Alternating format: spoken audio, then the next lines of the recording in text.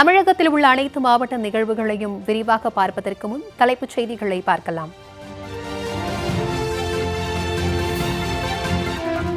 கடலூர் பேருந்து நிலையம் அருகே கழிவு நீருடன் சேர்ந்து சாலையில் தேங்கிய மழைநீர்.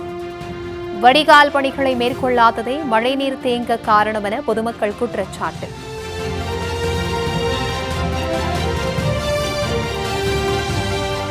திருத்தணி அருகே பட்டப்பகலில் கொசஸ்தலை ஆற்றில் நடைபெறும் மணல் கொள்ளை. 24 மணி நேரமும் மாட்டு வண்டி மற்றும் டிராக்டரில் கொள்ளையடிக்கப்படும் மணல்.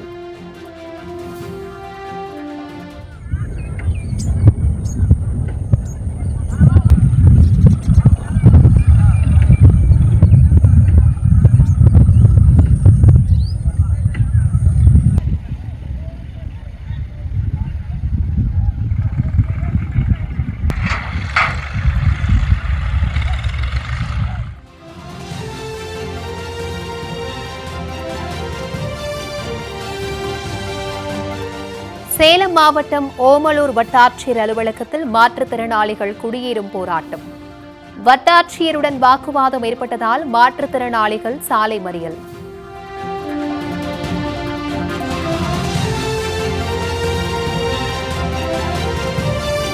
கிருஷ்ணகிரி மாவட்டம் போச்சம்பள்ளி அருகே தரமற்ற முறையில் நடைபெறும் பாலம் அமைக்கும் பணி.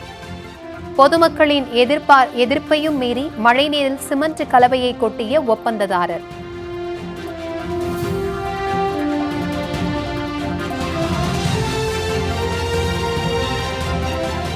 திருப்பத்தூரில் குழந்தைகளுக்கு முட்டை கொடுக்காததால் அங்கன்வாடி மையத்திற்கு போட்டு.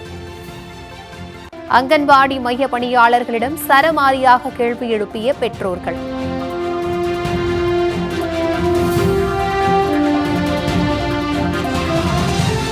காவிரி டெல்டா மாவட்டங்களில் தொடர்ந்து பெய்து வரும் கனமழை. அவசரமாக பயிர்களை அறுவடை செய்யும் விவசாயிகள்.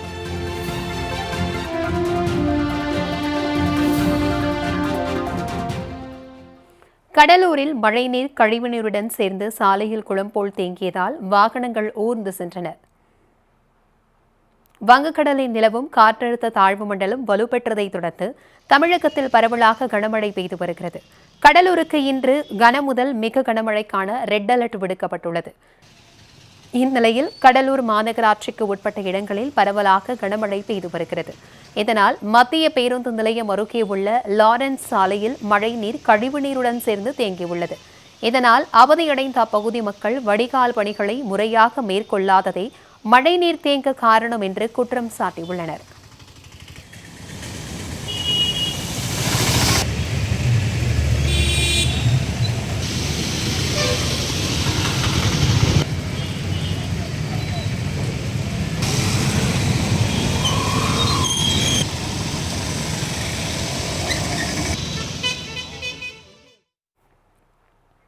திருத்தணி அருகே பட்டப்பகலில் கொசஸ்தலை ஆற்றில் நடைபெறும் மணல் கொள்ளைக்கு அரசு அதிகாரிகளும் துணை போவதாக குற்றச்சாட்டு எழுந்துள்ளது. திருவள்ளூர் மாவட்டம் நல்லாட்டூர் ஊராட்சியில் மிட்டகண்டிகை என்ற கிராமம் அமைந்துள்ளது. தமிழக ஆந்திர எல்லையில் அமைந்துள்ள இக்கிராமத்தில் விவசாயம் பிரதான தொழிலாக உள்ளது. இந்நிலையில் மிட்டகண்டிகை கிராமத்தில் அமைந்துள்ள கொசஸ்தலை ஆற்று படுகையில் மணல் கொள்ளை நடைபெற்று வருகிறது. எல்லையை கடந்து வரும் ஆந்திர மாநிலத்தை சேர்ந்த சிலர் மாட்டு வண்டி மற்றும் டிராக்டர்களில் துளியும் பயமின்றி மணலை அள்ளி செல்கின்றனர். இரவு பகல் பாராமல் 24 மணி நேரமும் அங்கு மணல் கொள்ளை நடப்பதாக சொல்லப்படுகிறது.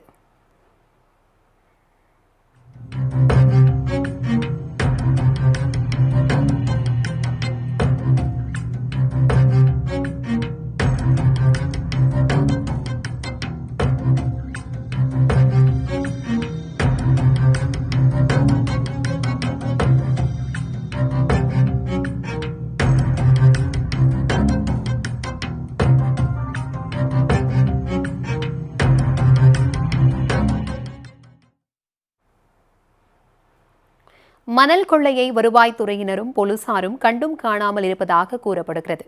கொசஸ்தலை ஆற்றில் அதிகப்படியான மணல் அள்ளப்படுவதால் விவசாயம் அழியும் சூழல் ஏற்பட்டுள்ளதாக உள்ளூர் விவசாயிகள் வேதனை தெரிவிக்கின்றனர்.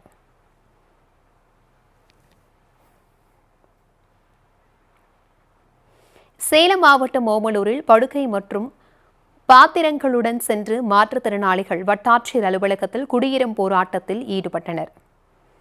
ஓமலூர் மற்றும் அதன் சுற்றுவட்டார பகுதிகளில் 100க்கும் மேற்பட்ட மாற்றுத்திறனாளிகள் வசித்து வருகின்றனர். இவர்கள் இலவச வீட்டுமனை பட்டா வழங்க கோரி படுக்கை, மிக்சி, அடுப்பு, குடம் உள்ளிட்ட பொருட்களை எடுத்து சென்று ஓமலூர் வட்டாட்சியர் அலுவலகத்தில் குடியேறும் போராட்டத்தில் ஈடுபட்டனர். அப்போது வட்டாட்சியர் மற்றும் மாற்றுத்திறனாளிகளிடையே வாக்குவாதம் ஏற்பட்டது. இதனைத் தொடர்ந்து மாற்றுத்திறனாளிகள் சேலம் மேட்டூர் சாலையில் மறியல் போராட்டத்தில் ஈடுபட்டனர். 1 மாதத்தில் பட்டா வழங்க ஏற்பாடு செய்து தருவதாக வட்டாட்சியர் உறுதியளித்ததைத் தொடர்ந்து அவர்கள் கலைந்து சென்றனர்.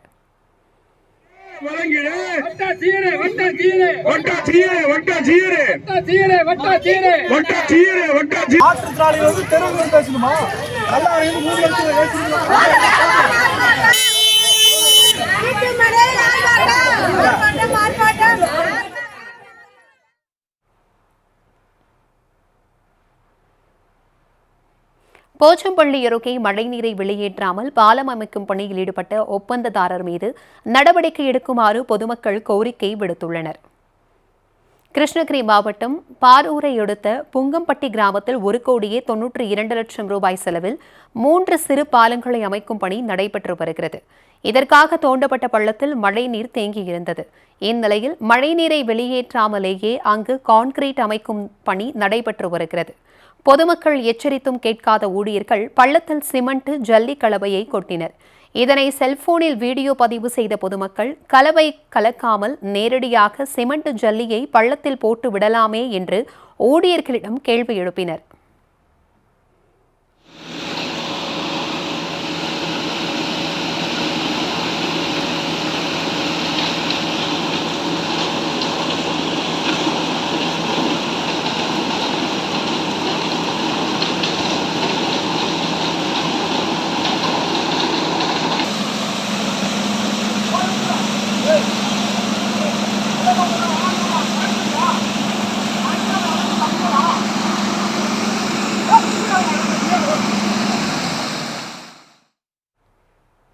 திருப்பத்தூரில் குழந்தைகளுக்கு முட்டை கொடுக்காததால் ஆத்திரமடைந்த பெற்றோர்கள் பணியாளர்களை உள்ளே வைத்து அங்கன்வாடி மையத்திற்கு பூட்டு போட்டனர். திருப்பத்தூர் மாவட்டம் செல்லந்தம்பள்ளி பகுதியில் அங்கன்வாடி மையம் செயல்பட்டு வருகிறது. அங்கு சத்துணவு ஆசிரியராக கோமதி என்பவரும் உதவியாளராக ஜெயந்தி என்பவரும் பணிபுரிந்து வருகின்றனர். அங்கன்வாடி மையத்தில் சுற்றுவட்டார பகுதிகளைச் சேர்ந்த 20 குழந்தைகள் சேர்க்கப்பட்டுள்ளனர். இந்நிலையில் குழந்தைகளுக்கு வழங்க வேண்டிய முட்டை, சத்துமாவு உள்ளிட்ட பொருட்களை அங்கன்வாடி பணியாளர்கள் முறையாக வழங்கவில்லை என தெரிகிறது. மேலும் பெற்றோர்கள் வருவதற்கு முன்பே பணியாளர்கள் குழந்தைகளை வெளியே அனுப்பி அங்கன்வாடி மையத்தை பூட்டி விடுவதாகவும் கூறப்படுகிறது. இதனால் ஆத்திரமடைந்த பெற்றோர்கள் செலந்தம்பள்ளி அங்கன்வாடி மையத்திற்கு பூட்டு போட்டு பணியாளர்களிடம் வாக்குவாதத்தில் ஈடுபட்டனர்.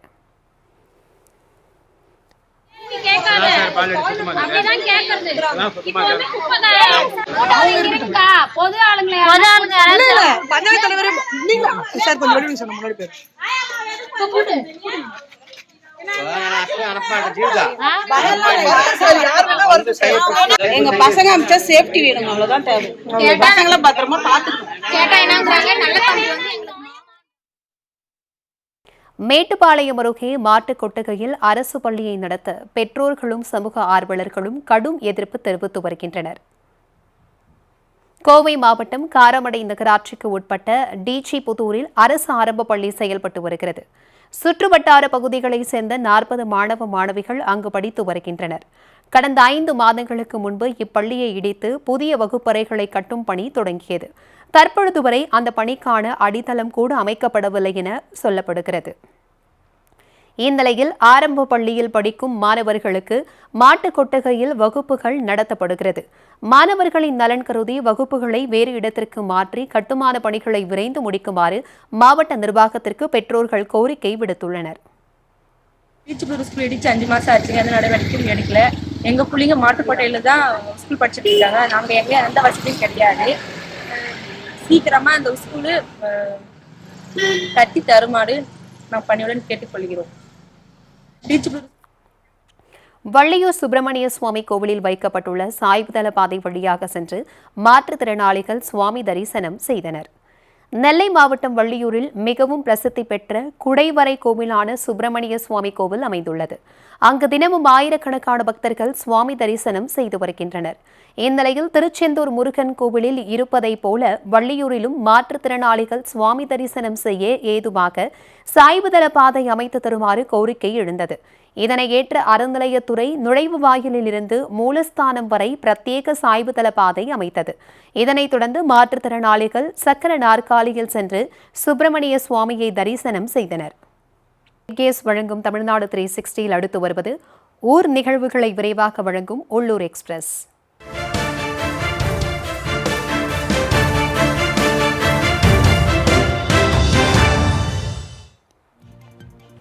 கார்த்திகை தீப திருவிழா துவங்க உள்ளதால் திருவண்ணாமலை அண்ணாமலையார் கோவிலில் கோபுரங்களை தூய்மை செய்யும் பணி நடைபெற்று வருகிறது. உலக புகழ்பெற்ற இக்கோவிலில் கார்த்திகை தீப திருவிழா அடுத்த மாதம் 4ஆம் தேதி தொடங்கி 10 நாட்கள் நடைபெறுகிறது. விழாவின் முக்கிய நிகழ்வான தேரோட்டம் டிசம்பர் 10ஆம் தேதியும் மகாதீபம் டிசம்பர் 13ஆம் தேதியும் நடைபெறும் என்று தெரிவிக்கப்பட்டுள்ளது. இந்நிலையில் கோவிலின் ராஜகோபுரம், திருமஞ்சன கோபுரம், அம்மணி அம்மன் கோபுரம் உள்ளிட்ட கோபுரங்கள் தீயணைப்புத் துறையினரால் சுத்தம் செய்யப்படுகிறது.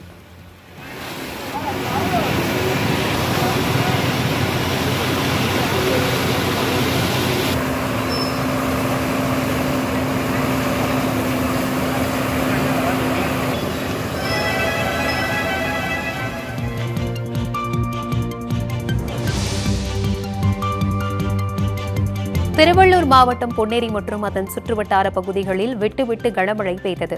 இதனால் தேரடி ரயில்வே சுரங்க பாதையில் மழைநீர் குளம் போல் தேங்கியது. இருசக்கர வாகனங்களும் கனரக வாகனங்களும் தண்ணீரில் தத்தளித்தபடி ரயில்வே பாலத்தை கடந்து சென்றன. நோயாளிகளை ஏற்றி சென்ற ஆம்புலன்ஸும் சுரங்க பாதையை கடந்து செல்வதில் சிரமம் ஏற்பட்டது.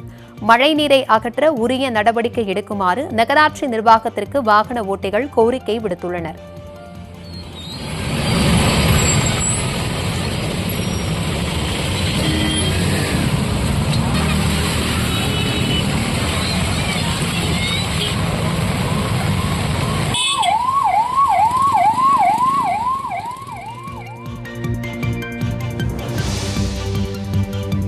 மயிலாடுதுறை மாவட்டம் தரங்கம்பாடியில் நேற்று 5 சென்டிமீட்டர் மழை பதிவானது. இதனால் ரேணுகாதேவி அம்மன் கோவில் தெருவில் காட்டாற்று வெள்ளம் கரைபுரண்டு ஓடியது. உலக புகழ்பெற்ற டேனிஷ் கோட்டைக்கு செல்லும் சாலை முழுவதும் வெள்ளக்காடாக மாறியுள்ளது. தரங்கம்பாடியில் உள்ள முக்கிய சாலைகளில் மழைநீர் ஆறு போல் ஓடி வருவதால் பொதுமக்கள் வீடுகளிலேயே முடங்கியுள்ளனர்.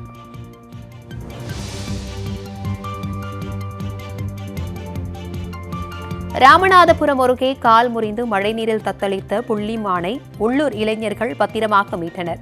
பெங்களூரு கிராம கண்மாய் அருகே பெருங்களூர் கிராம கண்மாய் அருகே கடந்த 2 நாட்களாக மானின் சத்தம் கேட்டது.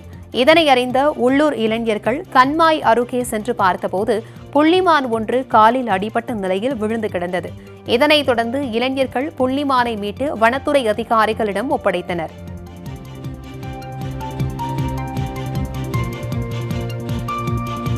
கொடைக்கானலில் தார் சாலையை காணவில்லை என்று பொதுமக்கள் புகார் தெரிவித்துள்ளனர். பூம்பாறை கிராமத்திலிருந்து குண்டுப்பட்டி, பழம்புத்தூர் போன்ற கிராமங்களை இணைக்கும் நகர் சாலை குண்டும் குழியுமாக காணப்படுகிறது. சுமார் 2 கிலோமீட்டர் தொலைவிற்கு தார் சாலை இருந்த இடமே தெரியாத அளவிற்கு சேதமடைந்துள்ளது. இதனால் அவ்வழியாக செல்லும் வாகனங்கள் அடிக்கடி விபத்தில் சிக்குவதாக கூறப்படுகிறது. பல வருடங்களாக இதே நிலையில் காணப்படும் இந்த சாலையை சீரமைத்து தருமாறு பூம்பாறை ஊராட்சிக்கு அப்பகுதி மக்கள் வலியுறுத்தியுள்ளனர்.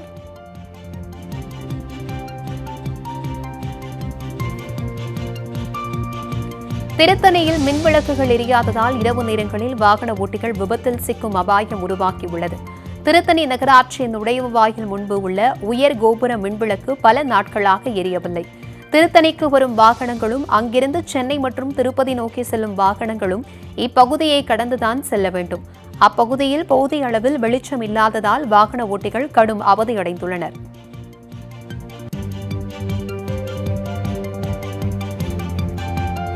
கள்ளக்குறிச்சியில் மக்காச்சோள பயிர்கள் கண்ணெதிரே காய்ந்து கருகி வருவதால் விவசாயிகள் வாழ்வாதாரத்தை இழந்து வாடி வருகின்றனர். கள்ளக்குறிச்சி மற்றும் அதன் சுற்றுவட்டார பகுதிகளில் 1200 ஏக்கர் பரப்பளவில் மக்காச்சோளம் பயிரிடப்பட்டுள்ளது. பருவமழை பொய்த்து போனதால் மகசூல் குறைந்துள்ள நிலையில் மீதமுள்ள மக்காச்சோள பயிர்களை படைப்புழு நோய் தாக்கியுள்ளது. எனவே கருகிப்போன மக்காச்சோள பயிர்களை கணக்கிட்டு இழப்பீடு வழங்குமாறு வேளாண் துறைக்கு விவசாயிகள் வேண்டுகோள் வைத்துள்ளனர்.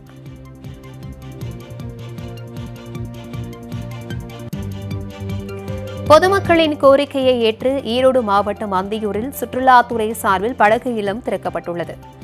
இதனை முதலமைச்சர் மு க ஸ்டாலின் காணொலி காட்சி மூலம் திறந்து வைத்தார். 200 ஏக்கர் பரப்பளவு கொண்ட பெரிய ஏரியில் இந்த படகு இல்லம் அமைந்துள்ளது. படகு சவாரியை தொடங்கி வைத்த அந்தியூர் எம்எல்ஏ வெங்கடாச்சலம் படகில் பயணித்தார்.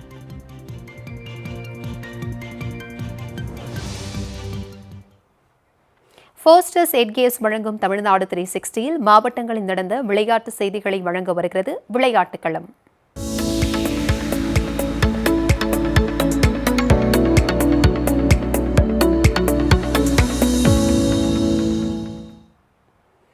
கோவையில் நடைபெற்று வரும் வாள்வீச்சு போட்டியில் வீரர்கள் ஆவேசத்துடன் வாளை சுழற்றி தங்களது தனித்திறமைகளை வெளிப்படுத்தி வருகின்றனர். கோவை மாவட்டம் சரவணம்பட்டியில் உள்ள தனியார் பள்ளியில் மாநில அளவிலான வாள்வீச்சு போட்டி நடைபெற்று வருகிறது. ஜூனியர், சீனியர் ஆகிய 2 பிரிவுகளில் இப்போட்டி நடத்தப்படுகிறது. இதில் சென்னை, திருச்சி, மதுரை, ஈரோடு உள்ளிட்ட பல்வேறு மாவட்டங்களைச் சேர்ந்த 500க்கும் மேற்பட்ட வீரர், வீராங்கனைகள் கலந்து கொண்டனர். நேற்று தொடங்கிய இப்போட்டி நாளையுடன் நிறைவடைய உள்ளது. இதில் வெற்றி பெறும் வீரர்கள் தேசிய அளவிலான வாள்வீச்சு போட்டிக்கு தகுதி பெறுவார்கள் என்பது குறிப்பிடத்தக்கது.